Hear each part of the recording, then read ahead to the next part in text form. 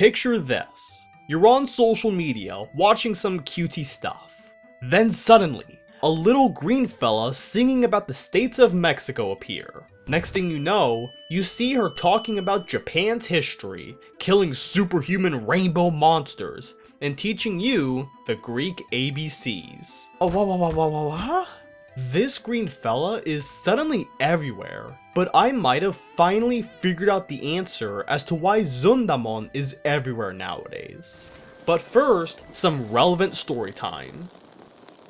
Once upon a time, in the innocent year of 2011, the Great Tohoku Earthquake.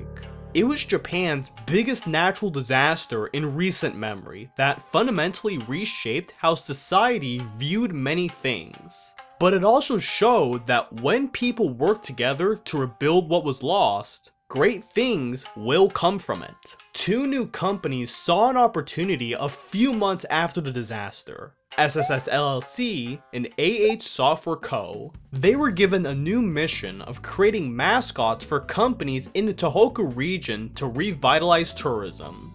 It needed to be a cute anime girl, but have significant ties to the area for companies to freely use.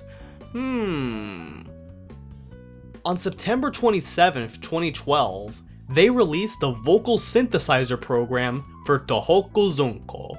It was the biggest love letter for the region that they would get. Mainly because their design and personality is based around the Zundamochi, a regional specialty that is said to taste sweet and green.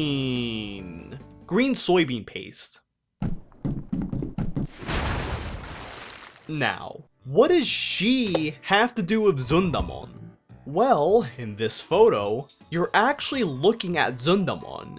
You just have to think about it creatively. Correct! That boomerang looking thing is actually a living being. That's literally her entire ability. With these powers, the duo will be able to spread Zundamochi all around Japan and bring hope back to the Tohoku region. Their popularity grew so much that Zunko was able to get a Vocaloid voice bank in 2014, and she lived happily ever after. Okay, but what about Zundamon? Well, she got dumped into the sloppy seconds of the Vocaloid world. AKA, she got an Utao voice in 2017. A few very ecstatic people used it for a few songs and videos, but she remained relatively obscure. I suppose it was because this marshmallow looking Pokemon was not cool enough to join the club. And that's okay. Zundamon had spread her message by all means necessary. Luckily enough, in 2021, an opportunity presented itself. In the 2020s, a grassroots crowdfunding campaign began to bring Zundamon the Voice Box, a text-to-speech program that was in development at the time. It was kinda successful. Thus, development shifted into high gear. And on July 31st, 2021, a brand spanking new era for Zundamon was born, complete with a new design that turned her from a Pokemon into a Pokemon trainer. The Japanese internet tried out the Voice Box program and loved how simple it was to make text-to-speech videos of her talking about whatever you want. Pokemon, politics, the upcoming 7-Eleven giant robot coffee apocalypse. Zundamon finally had her foot in the door in the exclusive club of Japanese internet icons. Because of her cutesy voice and gremlin-like design, two equally weird Japanese artists took her out for a few explosive projects.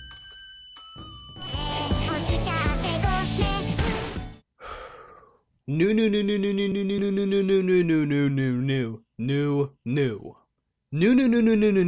is a Vocaloid producer known for being really freaking weird. The song titles are just this long ass username, the songs themselves are super ADHD core, and, more unsettlingly, he still uses a default profile picture. Okay, let's get a good idea on what happens in the mind of this guy. One of his most popular songs is titled Mayonnaise Fried Chicken. And... What do you like? No! Lemons! I like mayonnaise with blue cheese as a dipping sauce for wings. Oh, you cannot forget the lemon.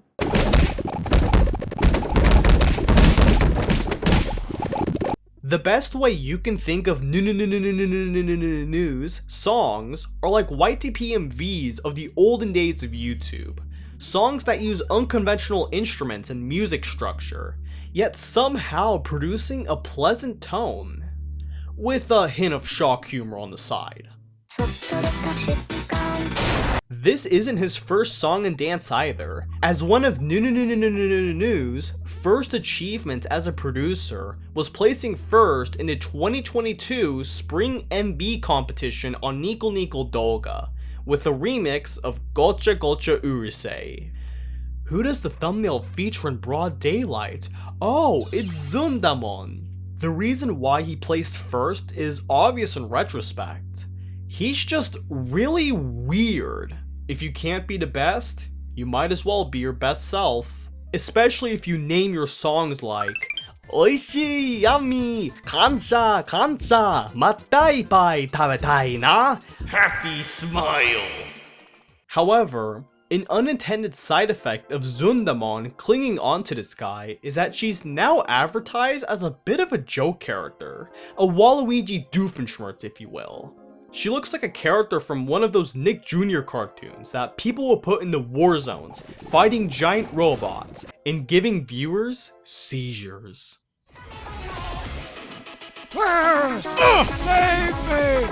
You know a song is good when they have a seizure warning and political messaging such as, "We are survivors, but immediately get a batsu, and it's yikes."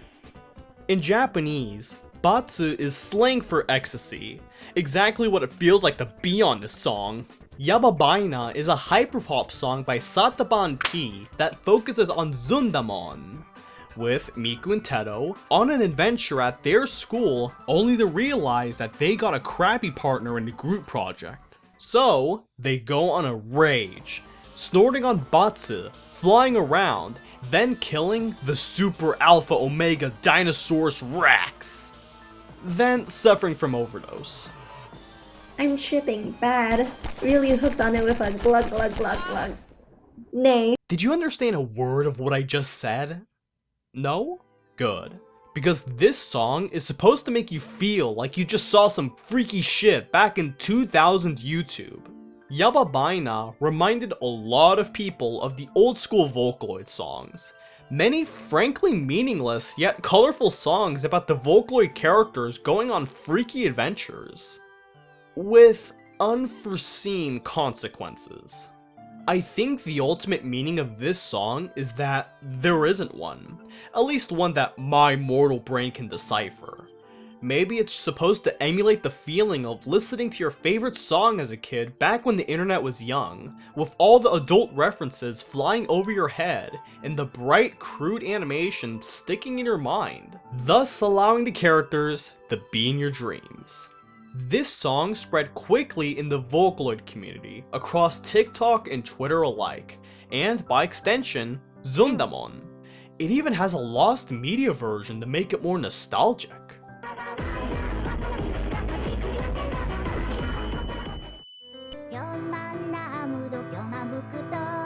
The InstaTalk video makers found out that, hey, she's a cool tool to make some brain rot slop for some free followers. Then they find out that a cute anime gremlin girl gave them popularity. She spread faster than a virus, bam bam, that's why Zundamon is singing a song about the states of Mexico. And that was a part of her entire master plan all along. The Tohoku family were created to spread the beautiful, natural, countryside beauty of the Zundamochi dish. They were tasked to spread the good news by any means necessary. Zunko just kinda ran off. The other siblings of the family never really caught on, but Zundamon had everything fall in line. A cute design, some catchy songs, and memes. lots of them. Brain rot was crowned Word of the Year for 2024, and what a perfect way to describe everything. Our brains were practically destroyed by what happened this year, but we made it through somehow. Thank you so much for sticking with me throughout this year. From Tedo to cosplaying to frickin' Zundamon, we've learned a lot together. Hey, Christmas is right around the corner, so it's time to celebrate.